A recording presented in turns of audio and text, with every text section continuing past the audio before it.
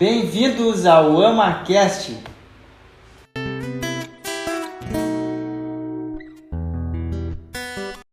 Olá, Tati, tudo bem? Seja bem-vindo à sua casa. Olá, senhor pastor Christian von Millen, muito obrigada. Obrigada para você também que já está aqui conosco, nos acompanhando. Sejam bem-vindos. Amém, povo de Deus. Shalom a todos. Que Deus possa falar muito forte no nosso coração. Amém. E hoje nós temos um tema um tanto polêmico e cabeludo, né? É verdade. Qual que é esse tema? Da liderança doentia. Né? Mas é importante. É importante. A maioria de nós já deve ter passado por essa experiência, né? E sabe o quanto é dolorido, o quanto é difícil. Mas Deus é o Deus que permite a ferida e glória a Deus, Ele é o Deus que também cura. Louvado seja Deus. Né? E estamos em treinamento, então tudo é para aprendizado. É verdade. E quando a gente fala de liderança doentia, não tem como nós não lembrarmos de Davi e Saul. Né? Sempre que eu lembro de todo o processo que nós passamos, né? Porque se nós estamos falando hoje aqui é porque nós passamos por esse vale da sombra da morte, né? E nos momentos mais difíceis Deus sempre ministrava para mim, ao meu coração, a história de Davi e Saul. E biblicamente falando, na história, né, de Davi e Saul, nós aprendemos 3 pontos muito importantes que nós precisamos levar para a nossa realidade para nós constatarmos ou não se nós temos uma liderança doentia. E o cenário que Deus sempre me dava na época era aquele momento onde Davi ele se candidatava a matar o gigante. Né? Aquele momento onde Davi se apresentava a Saul e falava assim, olha, eu já matei um urso e um leão. Né? E aquilo sempre tocava muito o meu coração porque Deus falava assim, Tati, quando Saul olhou para Davi, ele não acreditou nele. Ele não conseguiu me enxergar nele. Né? Então Deus falou assim, esse é o primeiro sintoma de uma liderança uma liderança doentia, pois ela não consegue enxergar o meu propósito sobre a vida dele ou dela, né? Eu tirei de toda aquela situação esse ensinamento. O segundo ponto que eu aprendi com toda aquela situação, quando Saul aceitou a ajuda de Davi, né, o que aconteceu? Saul olhou para Davi e disse assim, ó, vai lá e veste minha armadura. Segunda coisa que nós aprendemos com a história de Davi e Saul é que quando o líder ele é doentio e quando o líder ele não consegue enxergar o propósito de Deus e ter um ministério sobre a tua vida, ele vai tentar te encaixar em lugares que não são para você estar. Né? E aí começa a acontecer uma problemática dentro da igreja, o corpo começa a ficar esquisito.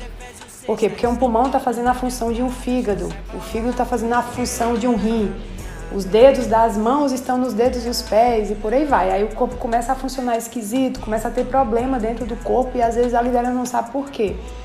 Por quê? Porque estão tentando entregar algo que não é, né? Uma armadura que não é para aquela pessoa, não é daquela forma. Por quê? Porque Deus entregou algo, porque Deus deu uma ordem. Qual foi a ordem de Deus para Davi?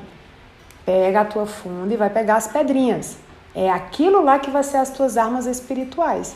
Né? E a terceira coisa que eu aprendo com toda a situação, que para mim foi a parte mais importante, né, por ter tido uma cobertura doentia, foi quando Deus confirmou o ministério de Davi, né? O ministério e o propósito, e a palavra diz que a partir dali Saul começou a perseguir muito Davi. Né? E qual é a terceira coisa que nós podemos usar como filtro para constatar ou não que a nossa liderança é doentia? Né? Quando Deus entrega e confirma o teu ministério, o teu líder ele tenta te matar espiritualmente, ele tenta sufocar o chamado de Deus sobre a tua vida. Então são 3 coisas que nós aprendemos com a história de Davi e foram 3 coisas que Deus ministrou muito forte ao meu coração durante aquele processo de ter uma cobertura, de ter uma liderança doentia, que foi permissão de Deus. Algo que eu percebo aqui, tu falando isso, que a gente também sempre comenta, né, que onde é conhecido um guerreiro é na guerra, né? Isso. Mas aonde é conhecido um líder também é na guerra. Exatamente. Né? E exatamente. o líder tem que ter esse feeling, né, de entender qual é a habilidade do seu servo, qual é a habilidade do seu soldado, né? No que ele é mais potente, qual é a sua característica principal e utilizar isso para o reino de Deus. Né? Direcionar. E agora você falando, me veio à memória uma história que aconteceu na Idade Média que se chama peste médica. Né? Isso é interessante porque uma igreja doente, é complicado uma igreja doente, né? E a igreja ela é um hospital, né? Um hospital da alma. Mas se os próprios médicos que têm que cuidar dos seus doentes estão doentes, como será? Né? Exatamente. E agora a gente falando de hospital, igreja, né, de líderes que estão doentes, a peste médica, ela aconteceu na Idade Média e foi um período onde de 10 mulheres que davam à luz, 8 a 6 morriam de uma febre misteriosa. Né? E aí alguns médicos começaram a fazer uma pesquisa muito profunda, microscópica mesmo, e constataram que o que estava levando a doença às mulheres eram os próprios médicos. Né? E como isso acontecia? Acontecia por quê? Porque de um parto para outro eles não lavavam as mãos, eles não lavavam os instrumentos. Então, a peste médica, ela foi constatada de que as mãos sujas do médico levavam a doença. Né? E normalmente hoje os líderes doentes, eles precisam ser curados. Os líderes que são doentios, que são manipuladores, que são castradores, eles têm algum problema. Né? E precisam realmente ser curados. Por quê? Porque as suas mãos estão contaminadas, estão contaminando e adoecendo a outros. Né? Isso é muito forte. Né? E quando nós falamos sobre igreja, quando nós falamos sobre liderança, nós falamos com muito temor e tremor. Né? Porque falar da noiva de Cristo é uma responsabilidade, mas a palavra diz que nós devemos julgar todas as coisas à luz da palavra. Né? E eu acho muito... Eu sempre gosto de conversar quando a gente se reúne com a galera, né, que nós começamos a falar sobre questão de igreja, nós sempre ressaltamos e pontuamos algo muito importante. Né? Nós não podemos fechar os nossos olhos e dizer, mas eu não vou julgar a igreja. Gente, essa é a coisa mais hipócrita, né? E para mim é a justificativa mais chula de você dizer, eu não abro a minha boca para falar mal da igreja. Né? Sendo que, lá em 1 Coríntios, no capítulo 13, a palavra diz assim, o amor não se alegra com a injustiça. E a nossa igreja, muitas igrejas hoje, infelizmente é a nossa realidade, muitas igrejas hoje têm maltratado as pessoas.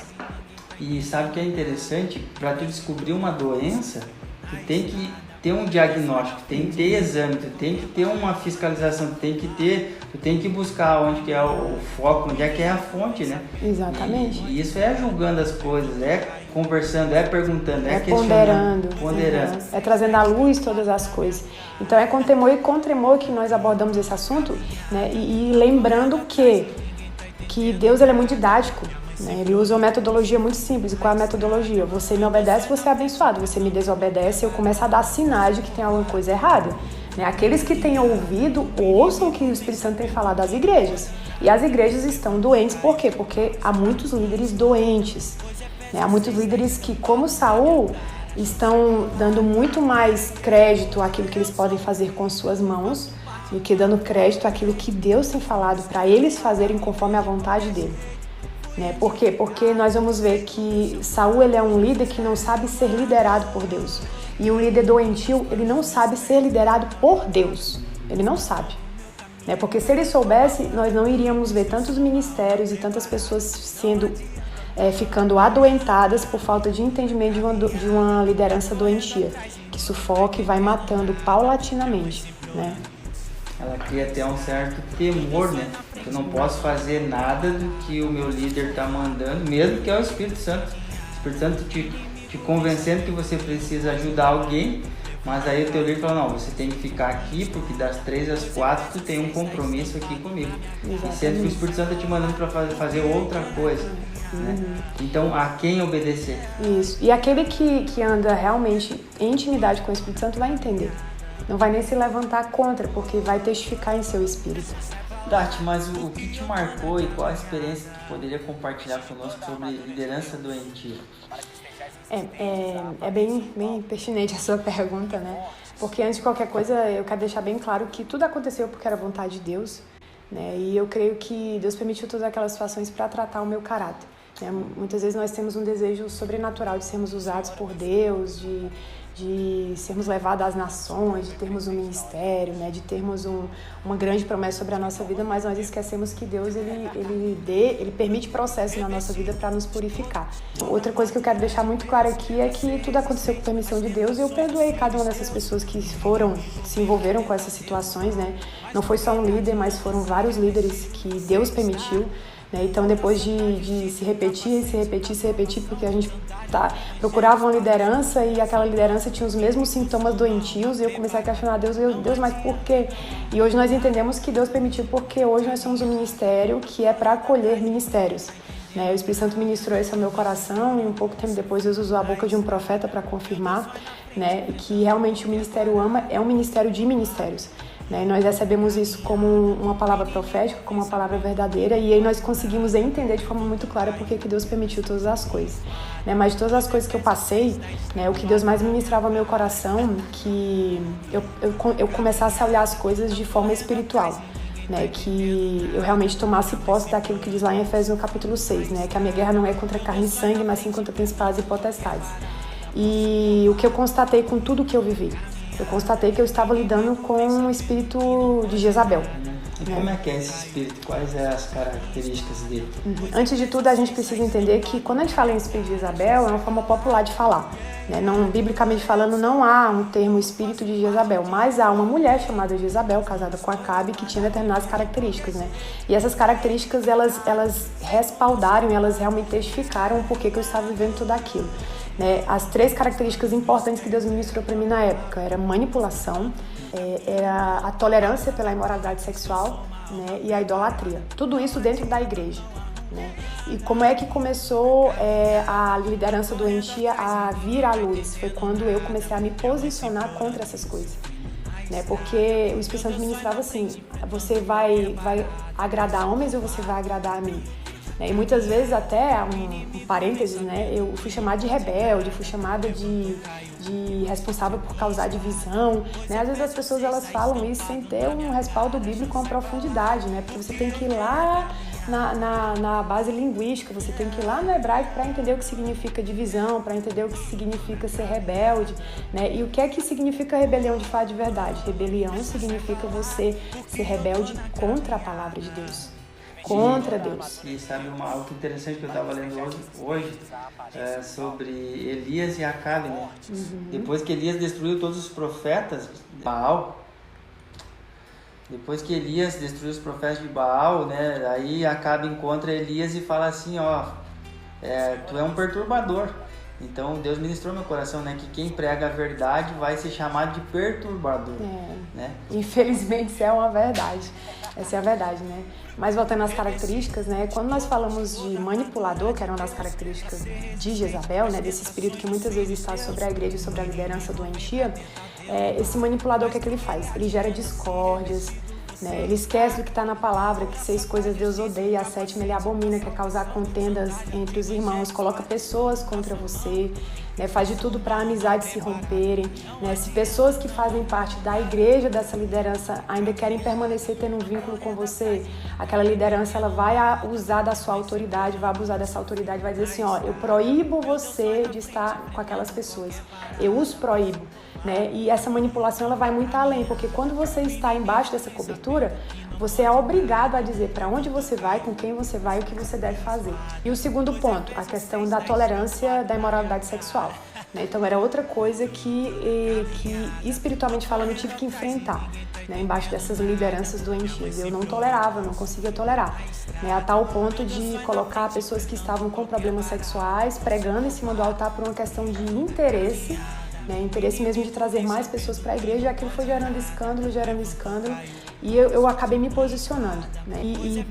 Foi uma guerra espiritual muito grande, por quê? Porque eu me sentia literalmente como Davi na frente do gigante, né? Muitas vezes eu me sentia incapaz, mas a palavra ela era muito forte, viva e eficaz, e eu posso dizer para vocês que eu vivi aquilo que diz a palavra, né? Aquilo que Jesus, quando entrou no templo, viu aqueles cambistas e colocou todo mundo para fora correndo, abaixo de muito tapa, né?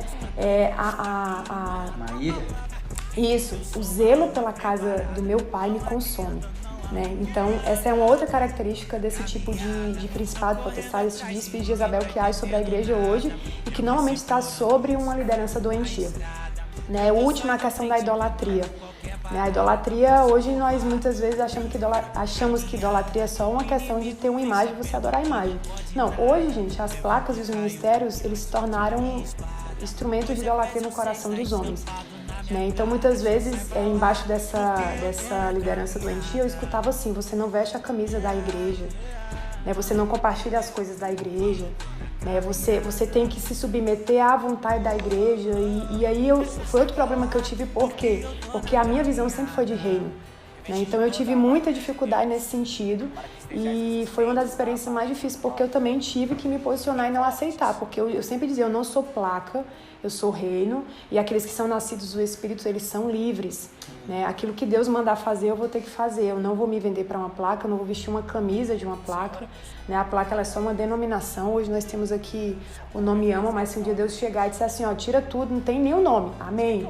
Né? Vai ser dessa forma, porque é Ele que manda, Ele que comanda, né? Então essas foram algumas experiências que eu tive de uma liderança doentia, que era realmente influenciada por esse espírito de Jezabel. Os sintomas, né, que eu vivi de uma liderança doentia foi a questão de um evangelismo que nós fomos fazer, né, e a palavra ela é muito pontual. Deus não é um Deus de confusão. Aquilo que Deus fala, Ele não é moleque para voltar atrás, né? Aquilo que Ele promete, Ele cumpre até o final. Então nós fomos convidados por essa liderança para fazer um evangelismo em determinada cidade, nós nos consagramos, nós oramos, né, nós nos organizamos e no dia do evangelismo simplesmente a liderança chegou e disse, ó, Deus está dizendo para mim não ficar com vocês. E foi embora, né, sumiu da cidade, nos deixou sozinhos, né, e depois veio justificar de que Deus tinha falado que não era para fazer. E aí eu fiquei, tá, mas Deus é um Deus de confusão, né? Deus confirmou para nós, confirmou para vocês e de repente Deus voltou. Né? E esses... Nós não fomos avisados de nada. Não fomos avisados de nada, fomos igual fazer o bendito evangelismo, né? Então, a liderança doentia que está sendo influenciada por esse espírito de Jezabel, ele funciona assim, com esse espírito de manipulação, né? Porque pegou toda essa situação e depois manipulou de tal forma que nós estávamos sendo rebeldes por fazer um evangelismo do qual nós fomos convidados. Lembra? Né? Outro episódio, né, de uma liderança doentia foi exatamente essa questão do desejo de ajudar, né? Ajudar, de estar junto, acompanhando, ministrando, realmente discipulando, né? Quando o Espírito Santo começou a ministrar o meu coração que era necessário o discipulado, aí eu arranjei um outro problema, né? Por quê? Porque você se tornou assistencialista, porque você ajuda demais, porque você é muito amiga, né? E daqui a pouco você sai da igreja e você vai levar metade da igreja com você, né? Então foi esse tipo de coisa que muitas vezes foi fazendo o quê? Foi matando, né? Foi sufocando, foi gerando doenças no corpo que eram uma representação das doenças que estavam sendo geradas no espírito, né? Uma tristeza, uma agonia, né? Uma vontade de viver aquilo que Elias estava vivendo, porque Elias enfrentou 850 profetas de Baal, né? Ele teve vitória porque Deus deu vitória, né? Mas na hora que a Jezabel se levantou, ele teve medo e teve uma leve depressão. E o que é que ele fala? A palavra diz o quê? Ele pede para Deus o matar, para Deus o levar. Né? Isso aí é uma representação daquilo que eu vivi, daquilo que muitos outros líderes de ministérios, pessoas que têm propósito, têm vivido, né? E não sabem que isso é porque você está abaixo de uma liderança doentia. Uma liderança que vai sufocando, que vai matando, uma liderança que faz de tudo para levar você para o cemitério, enterrar você junto com o teu ministério, né? Então, realmente, eu vivenciei isso, né? Eu vi e tive que experimentar a tristeza e a prova, né? Porque Deus acaba provando teu coração. Se você vai ajudar apesar de... Qual era o problema de Elias? Elias, ele tinha entendimento que ele estava enfrentando uma rainha, né? Era uma unção diferente. Então, quando você está numa situação dessa, você tem plena consciência que você está se levantando contra o ungido, né? E você não quer se levantar, né? Mas aí o Espírito Santo vem e começa, você vai agradar a mim ou você vai agradar homens, você vai agradar a mim ou você vai agradar homens, né? E uma das coisas que mais me marcou em toda essa liderança doentia, está lá em Isaías, no capítulo 44, né? Que ele fala da inutilidade dos ídolos. Que essa é hoje a maior doença da igreja, né? Porque a igreja ela se tornou dividida, ela se tornou com vários, como se fossem vários blocos, né? E esses blocos, eles geraram nos corações das lideranças ídolos, né? Quando você lê aqui, ó, Isaías 44, versículo 9, diz assim, ó, todos os artífices que fazem imagens nada são. Não aproveitem suas obras, são inúteis para os que pretendem fazê-los. Os artífices que as fazem dão testemunho de que não veem, não ouvem, não compreendem. Então, muitas lideranças têm andado dessa forma, não estão vendo, não estão ouvindo e não estão compreendendo aquilo que o Espírito tem falado às igrejas. E mais preocupante ainda é quando nós chegamos lá no versículo 20, que ele diz assim, ó, quando eu li essa palavra me deu um temor muito grande, né, porque ele fala específico da idolatria, Ele alimenta com a cinza seu coração, certamente se desviaram e não podem livrar a si mesmos, nem dizer, é falsidade o que fez nossa destra. A idolatria, ela toma tanto o coração das pessoas que estão abaixo desse espírito de Jezabel, dessa influência de Jezabel, que elas não conseguem enxergar nenhum erro que elas estão cometendo. E isso me deu um temor, né? Isso girou uma chave no meu coração e eu disse, nossa Deus, é por isso que às vezes é tão difícil a liderança doentia perceber o mal que está fazendo para a própria noiva do Senhor. Porque a igreja, a placa, a instituição, o desejo do poder, de reconhecimento se tornou uma idolatria no coração, né? E isso vai fazendo o quê? Vai matando pessoas, porque as mãos estão sujas, né? Assim como aquela peste médica, as mãos estão sujas e estão manuseando ali as ovelhas, estão cuidando e operando nas ovelhas, mas está fazendo o quê? Está gerando ovelhas doentes, né? E isso vai fazendo que um abismo vai chamando o outro. É verdade. E sabe, eu li algo interessante sobre idolatria hoje, que toda idolatria ela envolve um altar e envolve um sacrifício. E aí para tu descobrir se tu tem ídolos, tu descobre quais são os teus sacrifícios. Boa, então, muito boa. O que você tem sacrificado? Aquilo é um ídolo para ti. Exatamente. Você tem sacrificado pessoas, né? Quem sacrificava crianças na Bíblia, né?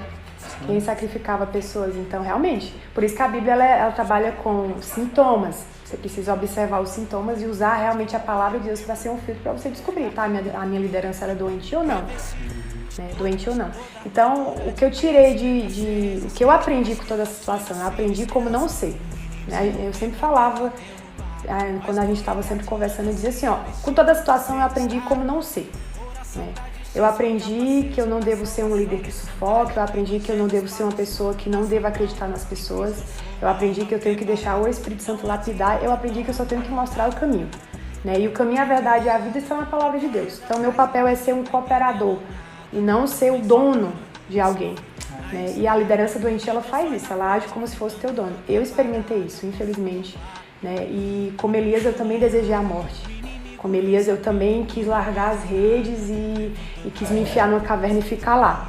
Lembro que a chave para mim sair de toda aquela situação foi quando o Espírito Santo disse assim, ó, lembra, Tati, que quando Elias fraquejou, eu levantei Eliseu, né? Deus, ele tem pressa.